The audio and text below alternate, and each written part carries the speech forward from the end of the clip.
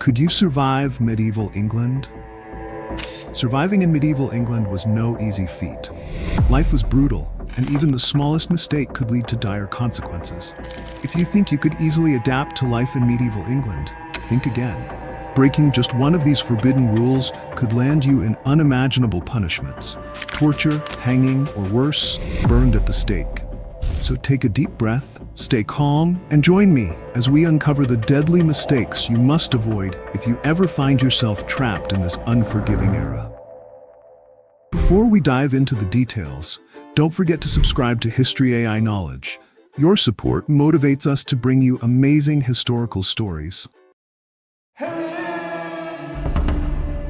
In medieval England, loyalty to the king wasn't just a duty, it was a matter of life and death.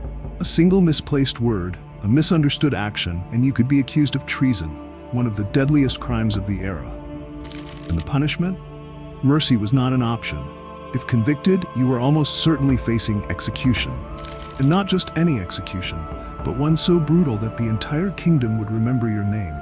Trials weren't always fair, and sometimes just an accusation was enough to seal your fate. Take William Wallace, the Scottish hero executed in 1305 for leading a rebellion against King Edward I. Or Guy Fawkes, the mastermind behind the infamous gunpowder plot of 1605. He was sentenced to death but jumped from the gallows, choosing his own end rather than suffer the gruesome execution that awaited him. So if you ever find yourself trapped in this era, remember, respecting the king isn't just good manners, it might just save your life.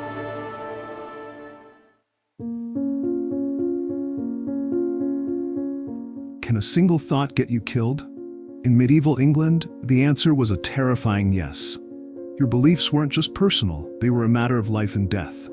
If you dared to question official religious teachings or express a different view, you could be charged with heresy. And once you fell into the hands of the religious court, no explanation could save you. Take William Tyndale, for example. He wasn't a rebel. He was a scholar, a theologian. But his crime? Translating the Bible from Latin into English, the language of the common people. The church was furious. They wanted exclusive control over scripture, and Tyndale's work threatened their power. Hunted down, he was forced into exile, yet he continued secretly printing and distributing his translation. But in 1536, he was captured in Belgium. His trial was swift, his fate already decided. Tyndale was burned at the stake. Yet just before the flames consumed him, he uttered a final prayer. "Lord, open the King of England's eyes." These were not just words of faith. They were one last act of defiance against a system that showed no mercy to those who dared to think differently. In medieval England, war was constant, and when the king needed soldiers, every able-bodied man was expected to fight. But what if you refused? You couldn't, not unless you were prepared to pay with your life. It didn't matter if you were a farmer, a blacksmith, or a merchant. If you disobeyed the call to arms, you could be imprisoned, stripped of your property, or worse, executed on the spot as a warning to others. Why so extreme? Because war wasn't just about glory, it was about survival.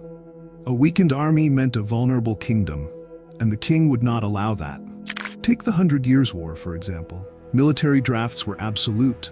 Those who tried to escape weren't just seen as cowards, they were seen as a threat to national security. Some were hanged or executed immediately, their deaths serving as brutal reminders. Obedience was not optional. So if you ever found yourself in this era, and the king called your name, would you pick up your sword? Or would you be just another nameless corpse by the roadside? Because in medieval England, the choice was never yours to make. Being accused of witchcraft was a death sentence in medieval England. Droughts, plagues, the death of livestock, someone had to take the blame. And that someone was often an innocent person. All it took was a jealous neighbor, a whispered rumor, or even a birthmark on your skin. Why? Because fear of the supernatural made people desperate to find a scapegoat for things they couldn't explain. Witch trials were far from fair. The evidence? Dubious at best. If you floated in water, you were guilty. If you had a pet, it might be a demon. No matter what, the odds were stacked against you. One infamous case was Bessie Dunlop, accused of using magic to heal people. She wasn't a sorceress, just a woman caught in the madness of superstition. Yet in 1576, she was burned at the stake. Her crime? Being different. So if you ever find yourself in medieval England, keep your head down.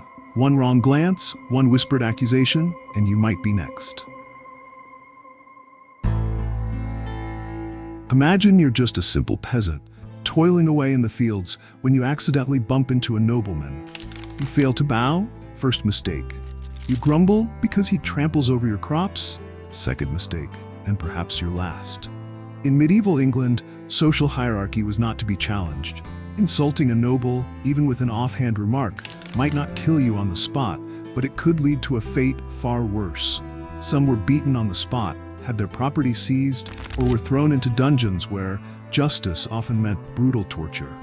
If you were even more unfortunate, and the person you offended was a powerful lord, your punishment could be severe. You might be tied to a post and whipped, or worse, handed over to an executioner for a lesson you wouldn't survive. Stories of those who dared to defy the nobility rarely ended well. In an era where power was absolute, a single misplaced word could make you disappear forever. So instead of standing up for yourself, your best option was to stay silent, bow deeply, and never assume that justice was on your side. Aside from the 5 mentioned above, there were other offenses you'd want to steer clear of if you ever found yourself in medieval England.